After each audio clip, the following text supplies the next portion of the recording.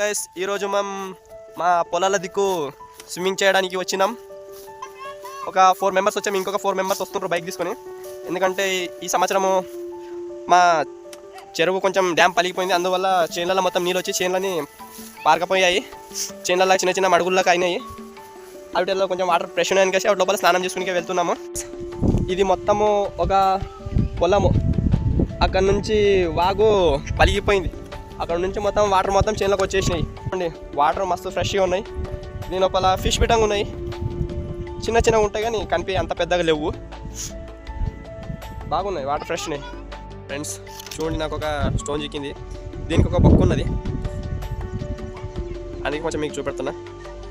ఇలాంటి స్టోన్స్ ఇంకా ఇక్కడ వెతికితే చాలా దొరుకుతాయి, కానీ మనకు అవన్నీ అవసరం లేదు. కొంచెం ఇంట్రెస్ట్గా కొట్టింది, అందుకే మీకు చూపెడుతున్నా, మీరు చూడడానికి.